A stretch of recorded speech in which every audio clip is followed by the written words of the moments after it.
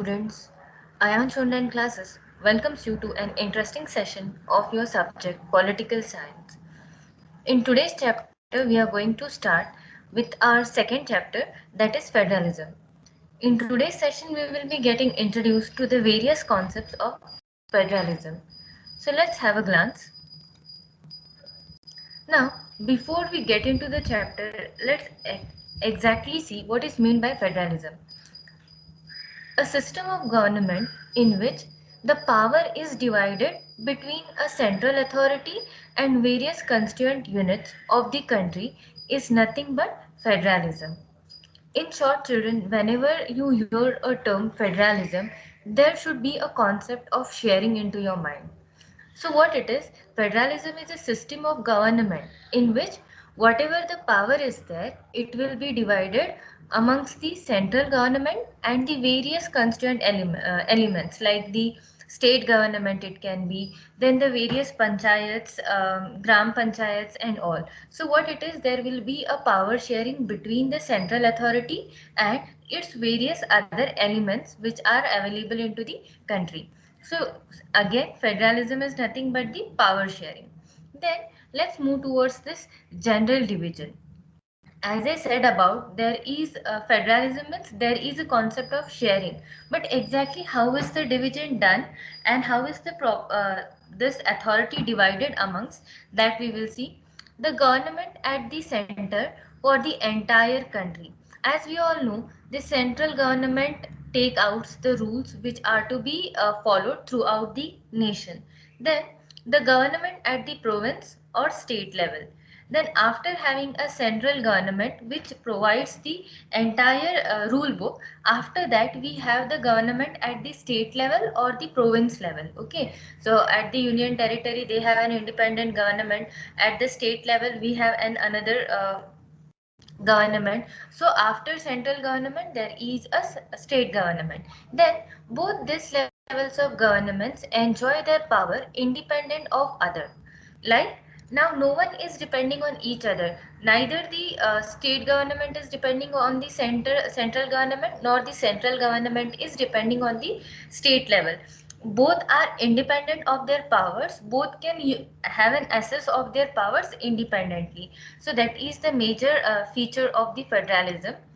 Then let's see the features of the federalism one by one. So the first ever of it is two or more levels of government. As like we saw, one will be the or the first will be the central government, and latter half we will be having the state government, UT government and so on. So like see, here we have firstly in the entire setup we have first as the central government, then next we have the state government, and third one is the local self government. Like one will be on the national level, then one on the state level, and after that within the state we have various local self governments.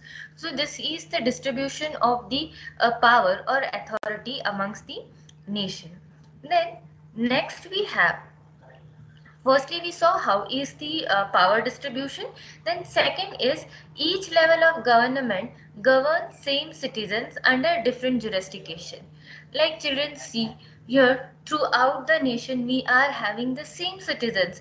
The citizen who is staying in Maharashtra, also he is staying in India. So that means what, the citizen is same, but the same citizen is being governed by the different rules or by the different jurisdiction. Then jurisdiction is what, it is a set of laws, okay, which he needs to follow. Those are different at the state level, those are different at the national level, those are different at the local government. Okay, so this is the thing, that same citizen will be ruled under the different jurisdictions. Then jurisdiction of each tier are well defined in the constitution. Their powers are constitutionally guaranteed. Now see, same citizen, different rules at the different tier. Tier is what, the different levels of government. Like at the state level he will be having a different set of rules, at the national level he has to follow a different set of rule. So that is the thing. So, but what is the prominent feature of this? But each and every right of the citizen is guaranteed. He will never lose his right. And another thing, every rule a citizen which he follows is written or mentioned into the constitution. That is, the constitution of India is the main rule book under which entire nation is ruled out. Then fundamental provisions of the Constitution cannot be changed by one level of government. This requires the consent of both the center and state government. Like students, see, whatever the fundamental rights a citizen has, or whatever the fundamental provisions are made for the citizens, those are all mentioned in the constitutional book, and that rules cannot be changed, or that provisions cannot be eradicated, or nor they can be like newly invented. Whatever are there, those can be modified as per the requirement, or those can be invented as per the requirement of that particular provision or that particular situation. But for doing this, you need the consent of each tier of the jurisdiction. It may be the local self-government, it may be the state government, it may be the central government. These all features has to come together, and then whatever changes are to be made, those can be made. Then the fifth point is judiciary has the power to interpret the constitution and the powers of the different levels of the government. And in India, the main judiciary or the judiciary is the Supreme Court. Okay, like we saw, for any modification to be done or any rule to be modified, there is a need of consent of all the tiers or all the levels of the government. It may be central, state, and the local or self-government. In the similar fashion, only one who can interpret the decisions of these three government is the judiciary. And in India, where we stay, that right or that authority is of the Supreme Court. Supreme Court can interpret the constitution, and he can judge the changes made by these three tiers of the government. Then the next point is the sources of revenue are clearly specified to ensure financial autonomy. Like each and every government has his own autonomy. Okay, like no one is depending, not the self government or the local governments are depending on the state for their financial crisis or whatever the sources are there. Everyone is independent of their source. Central government has its own system to collect the revenue, government has the different sources to in order to collect their revenue, and same is applicable for the local self government. No one is interdependent. Every tier or every level of the government is independent for their financial autonomy, and that's make them more independent in decision making. Then what is the objective exactly, or what is the main aim to this behind this? The first of it is to safeguard and promote unity of the country. See, already we have seen this in the power sharing chapter. Why do we share the power, or why there is a distribution of the power? So that each state or each district or however the local government is formed, so each element of the government should safeguard their rights. Every part or every level of the government should be having security regarding its right. So that is the first objective. Then the second one is to accommodate the regional diversity.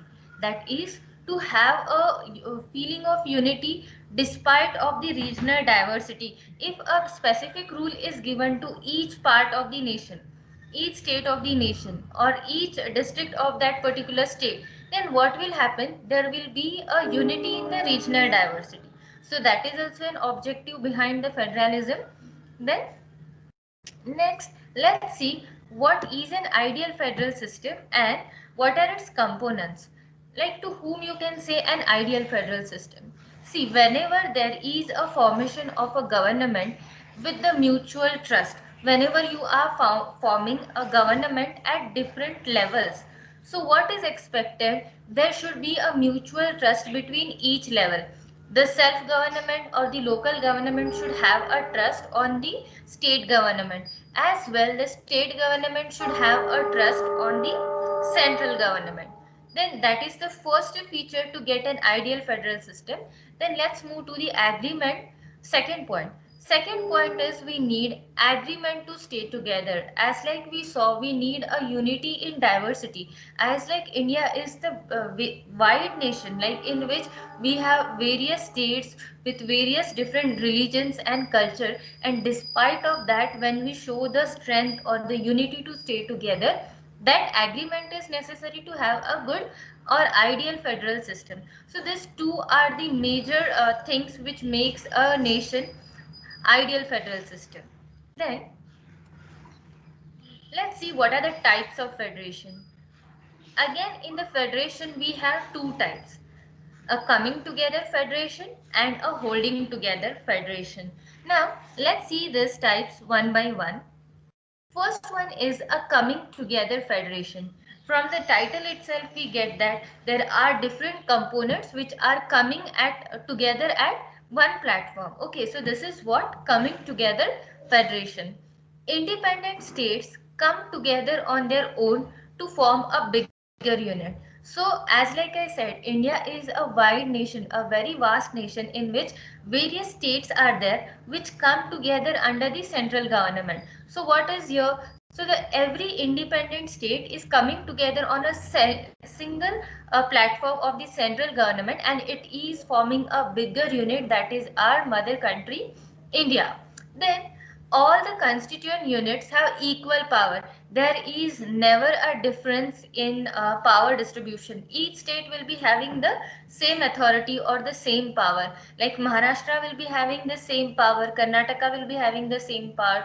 You go to Jammu and Kashmir, even those people will be having the same power. So that is what the every constituent state is going to have the same authority or the same power. So that is the major element in the federal system.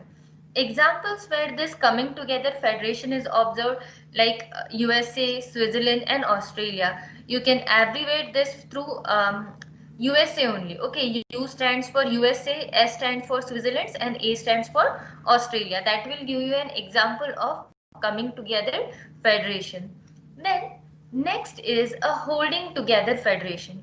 Now let's have the glance at the points which explains us what exactly is the holding together federation. A large country decides to divide its power between the constituent states and the national government, as like we have it in India. Okay, India is a large country and it has divided its power between its constituent states and the national government, that is the central government.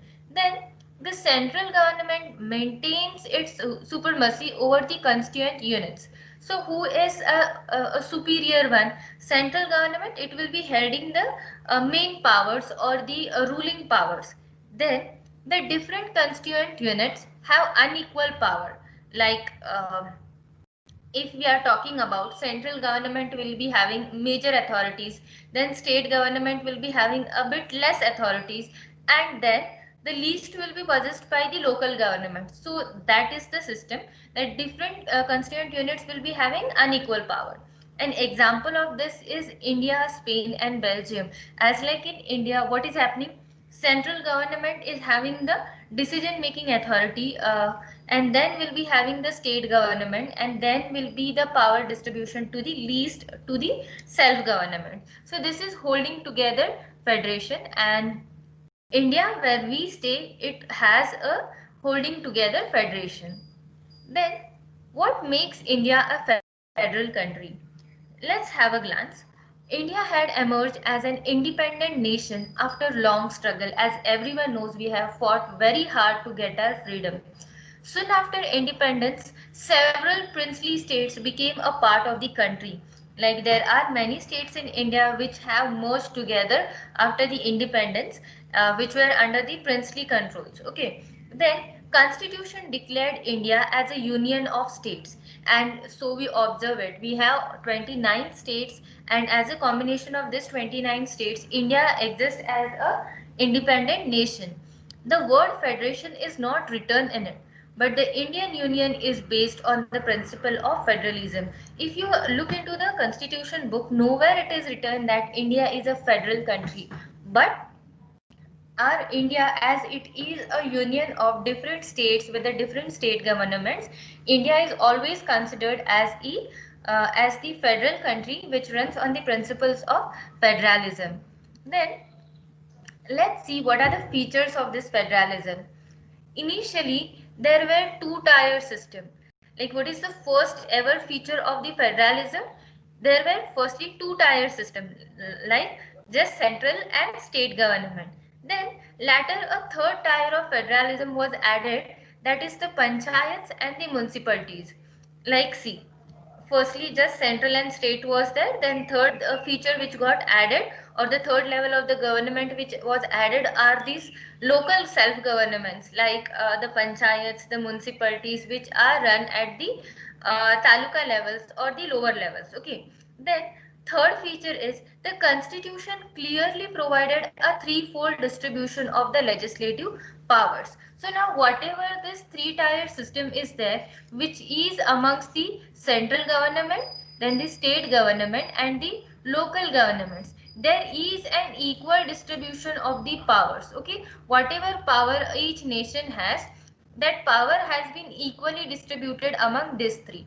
And not equal, the if you talk about the authority, most high authority is given to the central, then state, then it will be to the local, but everyone has an independent authority of decision making. And as they are depending on each other, that's why we are telling it or terming it as an holding together federalism. Then third things, there are three things or the three lists which is to be followed during the federal system. And what are those three lists? We have a union list, state list and the concurrent list. Now these are the three lists which are generated at the different tiers of the government, and after this three list only there is a proper decision making into the nation or into the federal system. Now let's see what our first list specifies. Now, what are the subjects which come under the union list? The defense of the country, that is our army, navy, okay, air force. This everything is a subject of the union list. Then the foreign affairs, then banking, communications, and currency. This all things are mentioned or coming under the union list. Then next is the central government alone can make laws regarding this defense or foreign affair, banking, whatever it is. Like see, this currency and all these things are same across the nation. Like if the currency used in Maharashtra is rupees, same is in Delhi. In Delhi also the currency which you use is like it will be rupee only. Banking also, there are the banking system is same throughout the nation. Correct? Foreign affairs, defense. So these laws are made by the union list. That is the central government is having an authority to make the laws regarding this. Then the subjects which require uniform policy for the entire nation comes under the union list. As like I said, which is uniform throughout the nation, like your currency, then the banking, foreign affairs, this all things like communication is there. So this all things which are uniform throughout the country, the rules regarding these subjects can be made by the union list. Then let's talk about the state list. Then what are the subjects which come under the state list? Then here we have police, then trade, commerce, agriculture and irrigation. As like everyone knows, children, we have heard many a times Maharashtra police, Karnataka police, Bihar police. Okay, so what is this? At every state you are having a different police. Then trade is different, agriculture is different. Why? Because India, as it is a very vast country, the atmosphere at each district or each state is different. So state wise the agriculture and irrigation also changes. Okay, like in the Konkan regions you have an abundant growth of the rice. In Punjab, if you go there, you can find the abundant cultivation of rice. So the agriculture varies as per the state varies. Okay, so these are the things which are maintained at the state level, like police, trade, commerce, agriculture and irrigation. Then the second thing is the state government can make laws regarding its particular thing. Like every state has an independent system to make the decisions. Then the jurisdiction of these subjects differ from state to state. As I said, every state has an independent geographic climate, it has a different atmosphere, the things vary, its area is different. So every state has its independent law making. Then let's see what is a concurrent list. The subjects which comes under this concurrent list are the education, forest, trade unions, marriage, adoption and succession. Both the union and state government can make laws. Here these two have to come together and they can make the laws regarding this. Then if their law conflict with each other, the law made by the union government will prevail. Now see children, what is happening over here? If the law which the state government makes and union government makes, if they are contradictory to each other, then to rule out this thing, union government's law, whatever it is, that will prevail. That has to be followed throughout the nation. So these topics regarding the education, forest, marriage, trade unions, adoption and succession, they come under the concurrent list. Then let's talk about the residuary subjects which are not still mentioned into any of the list. This contains the subject which could not have been thought of when the constitution framers were making the constitution.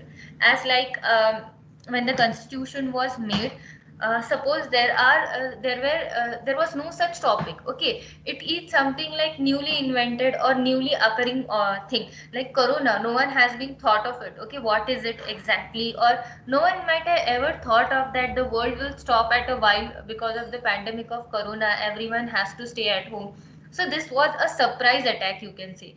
So for such things which were not known to the constitution framers, while writing the constitution, such topics or such subjects come under the residuary subjects. Then these subjects were put on the residuary list.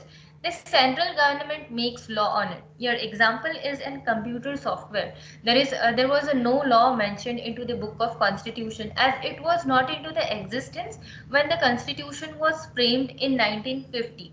And as now there are the modifications done, or and they will be done as any new thing is invented or comes into existence, there will be the modifications, and those titles will come under the residuary subjects.